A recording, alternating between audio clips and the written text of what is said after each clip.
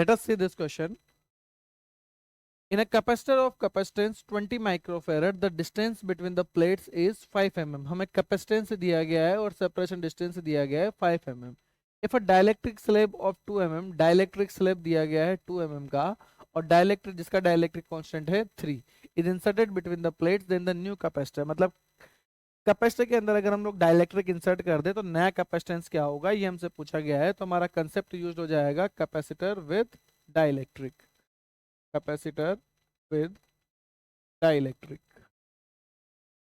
देखिए हमें क्या क्या दिया गया है, कैपेसिटर दिया गया है 20 माइक्रोफेरेड, सेपरेशन डिस्टेंस दिया गया है कितना है 5 mm, और जो डाइलेक्ट्रिक स्लैब की थिकनेस दिया गया है वो हो जाएगा कितना 2 mm, और डाइलेक्ट्रिक कांस्टेंट की वैल्यू हमें दिया गया है, के की वैल्यू दिया गया है कितना है 3।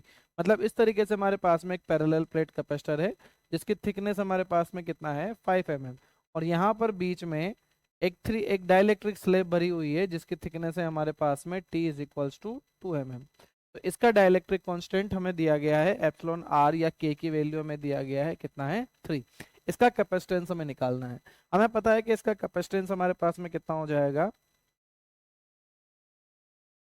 इसका कैपेसिटेंस होगा हमारे पास में C new is equals to हो जाएगा epsilon naught A D minus T plus T divided by K. This will be our answer. हमें दिया गया है सी, दिया गया है epsilon naught A upon D, ये हमें दिया गया है कितना है 20 microfarad, epsilon naught A area नहीं दिया गया है, डिस्टेंस दिया गया है हमें 5 mm। तो एक बार इसको मल्टीप्लाई करा लेते हैं ताकि एप्सिलॉन नॉट ए की वैल्यू हम लोग निकाल सकें।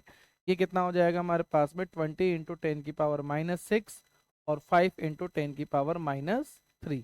तो देखिए 20 इंटू 5 हो जाएगा हमारे पास 100, तो 100 इंटू 10 की पावर 2, और ये हो जाएगा 10 की पावर -9, तो ये आ रहा है हमारे पास में 10 की पावर -7। तो इस वैल्यू को उठा के यहाँ पे रख देते हैं, तो ये कितना हो जाएगा 10 की power -7 D minus T 5 - 3 5 - 2 plus ये हो जाएगा mm में, तो कितना लिखें 10 की पावर -3 प्लस थिकनेस है हमारे पास में कितना 2 mm, थिकनेस कितना दिया गया है 2 mm। तो ये हो जाएगा हमारे पास में 2 डिवाइडेड बाय के की वैल्यू 3 इंटू 10 की पावर -3। तो देखिए 10 की पावर -3 कॉमन आगे कट जाएगा, तो ऊपर कितना बचेगा 10 की पावर -4, नीचे बचेगा हमारे पास में 3 प्लस 2/3। तो ये कितना हो जाएगा हमारे पास में 10 की पावर -4 डिवाइडेड बाय, इसको कितना लिखोगे 9 प्लस 11/3। तो ये आ जाएगा हमारे पास में 3/11 इंटू 10 की पावर -4। तो देखते हैं हमारे पास में आंसर कुछ ऐसा मिलता जुलता आ रहा है क्या। इसको अगर हम लोग सोल्व करें, देखिए कितना है 27.2 माइक्रोफेरेड के आसपास है, और इसको अगर मैं लिखना चाहूँ तो ये कितना हो जाएगा हमारे पास में 300 इंटू 10 की पावर -6 डिवाइडेड बाय 11। तो ये आ जाएगा हमारे पास में approximately 20.27 microfarad. This will be our answer. तो ये हमारा आंसर कौन सा मैच कर रहा है 27.2 microfarad. This will be our answer.